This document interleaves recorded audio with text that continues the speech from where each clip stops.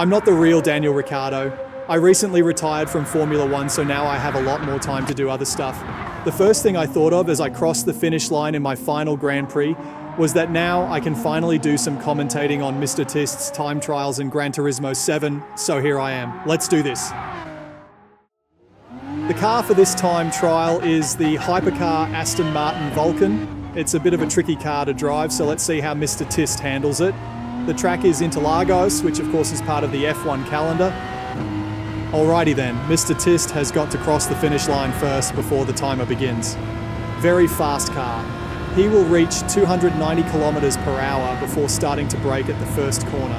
The first brake marker is roughly at the 100-meter board. Brake and downshift to second gear, back to third on exit, and you can use more curb than we do IRL in F1. Slight lift here and then accelerate out.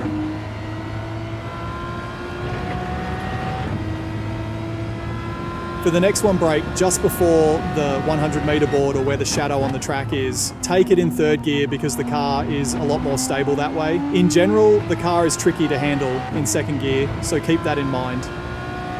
Here, it's the 100-meter board again for brake marker. Brake and downshift to third as you steer in. Be sure to stay to the left as much as possible on exit.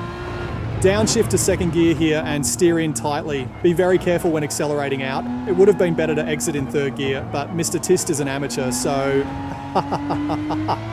For the next one, it's the same thing, nice and tight in second gear. That reminds me of one of the grid girls never mind. Slight lift here before accelerating out to the last corner.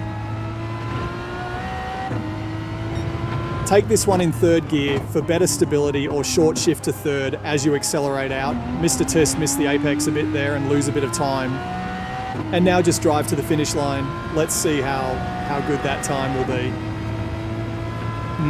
Maybe I should call that grid girl after this. Here comes the finish line.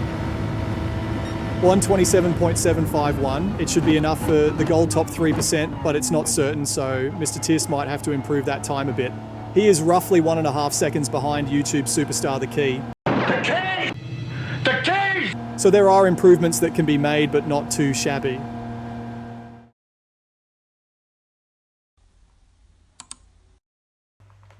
Mr. Tist, calm down. Jesus, it won't load faster because you rapidly press the X button.